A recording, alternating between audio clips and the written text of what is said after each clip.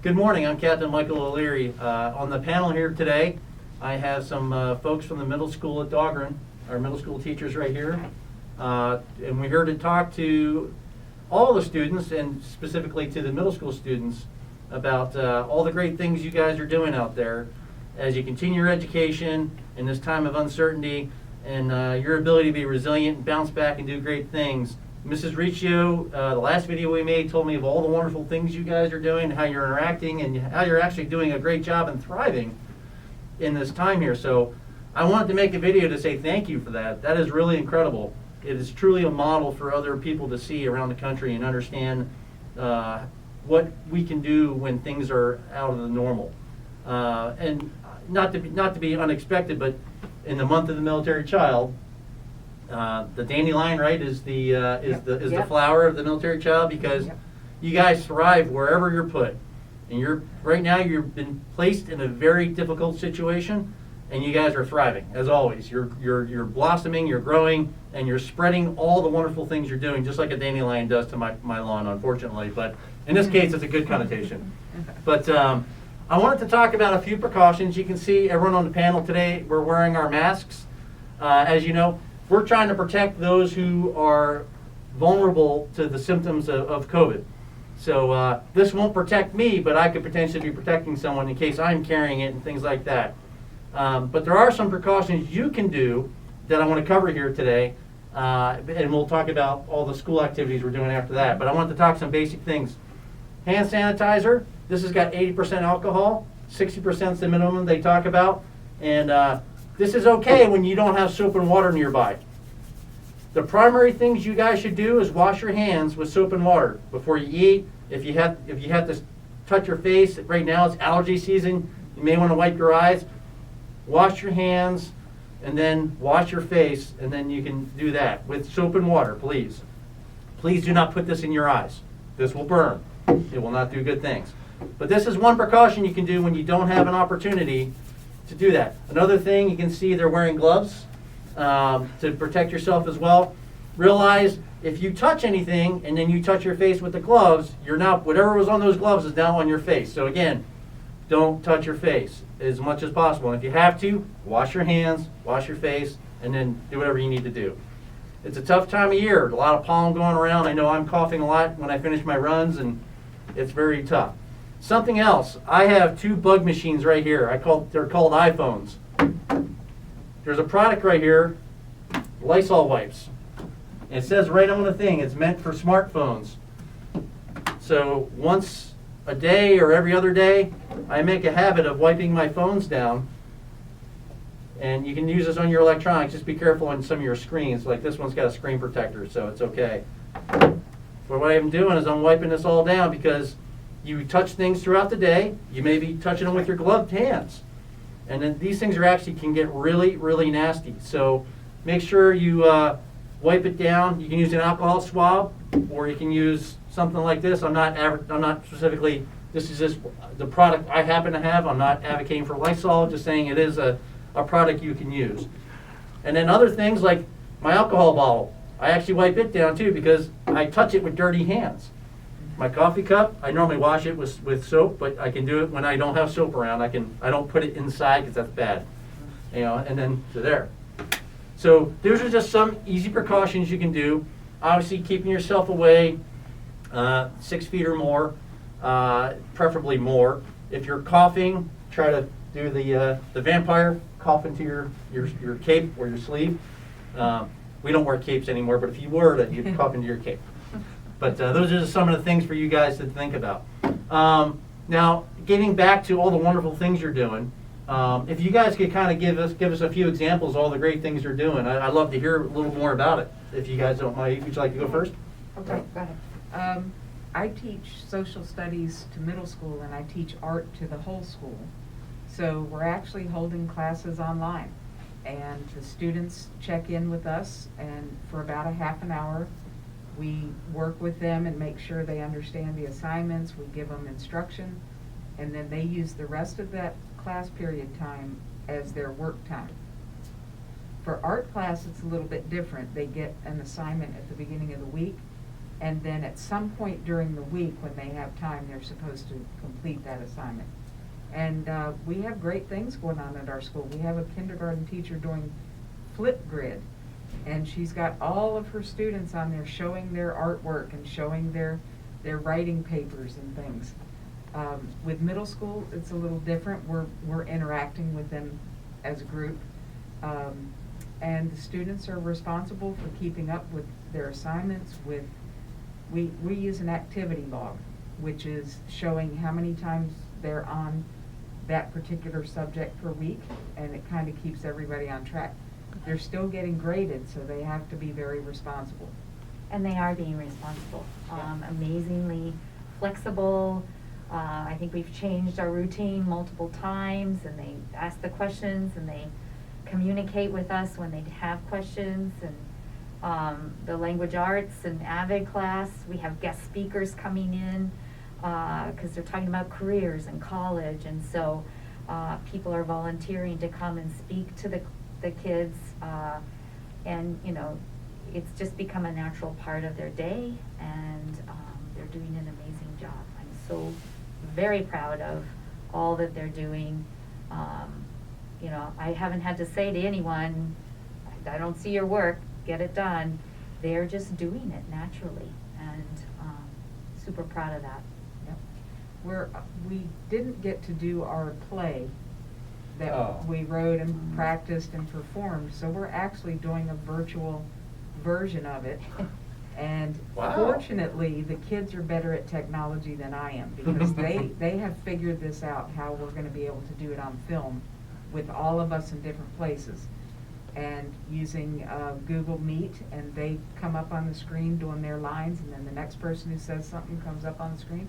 It is great. I mean, they are having the best time with it, and we'll actually put that out hopefully in a couple of weeks, we're hoping. So they've been working very, very hard. Excellent.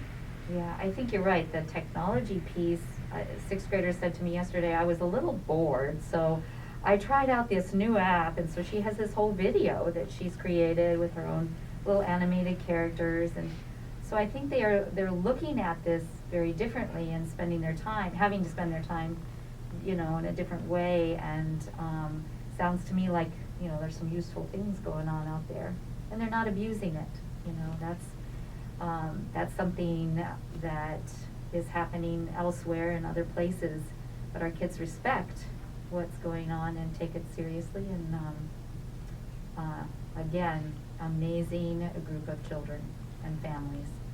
Excellent. And I think we said that in the last video, Sir Isaac Newton was hiding from the plague, and when he invented his laws of motion and calculus. So There you go. took advantage of his isolation and his social, what I like to call physical distancing. We're still, this is being social right now, and what you're doing with your students is still having that social aspect while being physically apart. And that's really an incredible thing. So I think the social distancing is a misnomer. As an introvert, I love social distancing. It's how I recharge, it's those things, but that doesn't mean I don't like people. There's times where I just need to be away from people to recharge. So this is a dream for introverts right now. But you know, we all still need some actual social interaction. And it's incredible. We're fortunate in this time. Yes. As much as I'm not a huge fan of social media, this is one of the benefits of social media. What actually got me onto social media, if you don't mind me sharing a quick story, is I was in Japan in 2011. My family, we were stationed over there in Atsugi, southwest of Tokyo, when the earthquake, tsunami, and Fukushima reactor occurred. And I had a bunch of sailors. It was a Friday morning when it hit for us out there in Japan, and all my night maintenance crew were off because they worked Sunday when we were home from the ship. They would work Sunday through Thursday night, and my day shift worked Monday through Friday, and our flight schedule would then be adjusted for that. But so all of my night checkers were out and about enjoying Tokyo because we just got back from a detachment and getting ready to start workups to go back out on the ship because we'd be at sea about 6-7 months every year. And so they were enjoying living in Japan, and the phone network went down when the earthquake hit. And we didn't even know about the tsunami at the time, nor what was going to happen with Fukushima. But the folks we couldn't get a hold of because we couldn't call them, they couldn't call us, for some reason the data network stayed up. And how we found everybody was via Facebook. My command master chief grabbed whatever sailors were there and said, okay, who haven't we accounted for yet? Who do you know, who do you know, who do you know? And they got together in the ready room and they sat down and they got a hold of everyone, and people were like, they're IMing them or whatever you could do on Facebook at the time, and said, yeah, we're in the subway station, we're safe, you're just holding us here for now. So that's how we account for everybody, and I was like, wow, Yep. that's incredible. I now see the good side of social media. So that's when I got onto Facebook. We made a Facebook page for the squadron, and then of course I had to get one so I could hang pictures of Yep. all the pictures. You know, when we gave out awards and all the things we were doing, we could hang those pictures on there so that their family members, you know, after we got back to normal, our family members could see all the great things they're doing. So I'm like, I believe in the good of social media, but unfortunately, like anything, it's a tool. It can be used for good, it can be used for bad. So I love that the story is they're using it for good, and you guys are doing great things with it. But I do ask for everybody who's watching, please, please, please, if you see something that seems to be overblown or you're not sure if it's true or not, please don't forward it. Please ask for clarification. Ask your teachers. You can call us here. You can check our Facebook page. We're putting out guidance from the CDC and from the Bureau of Medicine and the DoD Health Agency that is taking over all the Department of Defense Health Services. So we're trying to put out facts and what we believe to be true, realizing what we did 2 weeks ago, 3 weeks ago, 4 weeks ago is different than what we're doing now as we continue to learn more and understand the situation as it continues to roll forward. I wasn't wearing this in the last video, but here I am. Now, I still have my mustache, just in case you guys are wondering. And it looks just as awful. Actually, it looks more awful now than it did a week ago. But I'm doing that. It's something to make fun when I'm able to be socially distant from people and have far enough away. People can make fun of my mustache. It's like what we do on deployment during some of the tedious times and the things you have to do. A lot of what we're doing right now is a lot like being on deployment. You can't go anywhere. You're stuck around doing what you have to do. You don't get to go out to restaurants and things of that nature. So you do silly things like that to entertain each other. So you guys, it sounds like you don't need to grow mustaches because you figured out how to have a good time with all those things. So that's incredible. I'm really excited for all the great things you're doing. And you said, how many middle schoolers do we have? We have 13. 13. So I have, because of all the great things the middle school has been doing, I have a command coin here. This is my personally procured, for legal reasons I have to say that. This is not government purchased. This is purchased by me. But this is my official command coin. On the back has the South Potomac logo. And our motto is supporting warfighters of today and tomorrow. Because that's what we do. We train sailors, we build weapons systems for today as we do research and development for tomorrow. And on the front is what I call the shrimp fork, the command ashore pin. And behind it is, I have my name on there because it's mine and I bought it, so you're going to get something with my name on it. But more importantly, it has both Maryland and Virginia flags kind of in the background because South Potomac encompasses not just Dahlgren, but several other fence lines, 3 of which are in Maryland. So that's what this is. So I'm gonna give these to your teachers here. 13, right? You said? Correct. So I have 13 coins for the middle school students. You guys may want to wipe these down because I've been touching them with my bare hands. But here are 13 coins for the middle school students that I'm gonna put on here. I feel like a blackjack dealer. There you go. But Thank you very much. and then I have one for each of you as well. Oh, wow. So please wipe this down later. Yes, I So will. thank you. Thank you very much. Thank you. Honored. And then you guys want me to split these up between the two of you? Yeah. You guys Yeah, take that'd be great. half-ish? Great. Thank you. Thank you. So I really am really proud of all you Tigers out there. And hopefully I'll get to see you in June. But if we don't, that's okay. Because I want you guys to remember, you're thriving in a tough situation, and that's all we can ever ask people. Some They are people, all of these. you're strong, brave, courageous, flexible. You are the military child. And I'm very proud of every single one of you. It really is a great time for you guys to learn more about yourselves and learn how you can support each other from afar, because the friends you make today, you may all move away and you're going to stay connected in a very similar fashion that you are now. And you can figure out how you can actually be supportive and help people from afar, and find out if they need help and things of that nature, all via these means. So thank you guys very much. Stay safe, wash your hands, and God bless you all, and have a happy Easter for those who celebrate Easter. And also, I think April 20th is the 25th anniversary of Earth Day, I believe. Yeah. So, 50, isn't it? Is it 50? I think so. Oh, it might be 50. It's some I should know. form, some multiple of 25. Yeah. So it's either 25 times 1 or 25 times 2. See, I got to do a little bit of math. Okay. Got a little education for those out there. That's meant for the first and second graders learning their multiplication tables. In the old math days, I don't know how you do multiplication in new math, but the old math days we would just memorize those things. But anyway, Earth Day is coming up on April 20th, and I think it is 50 as a matter of fact. I guess I'm just getting that old that it just seems like 25. Yeah. Yep. But, if you have an opportunity to go outside while you're physically distancing and do something that's good for the planet, either if you see trash with gloves on, please go pick it up and then throw the gloves out. If you want to go out and plant a tree, plant a bush, put some flowers in the ground, something to stay active. Yes. One thing you can do in the house is save fresh water. Remember, guys, I'm always telling you, 8 billion people are sharing the same less than 1% of fresh water that we can drink.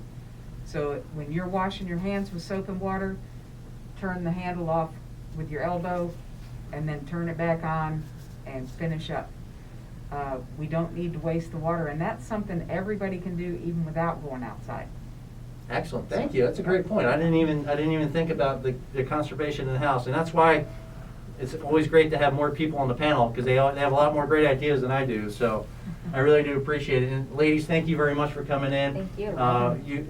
You Tigers are very blessed to have wonderful teachers like this. And of course, we got to sign off in the traditional way, right? Again, we know it's either Go Tigers or RAR. So we already know what they're going to vote for. So on What do three, you think we're going to vote for? I think we're going to vote for RAR, because that's what we always vote for. I was going to go Me Tigers. too. Yeah, but this is for the Okay. students. For We always know RAR, what the students okay. vote for. So on 3, we're going to go RAR, okay? So you guys at home too, on 3, we're going to go RAR. 1, 2, 3, RAR! All right, thank you.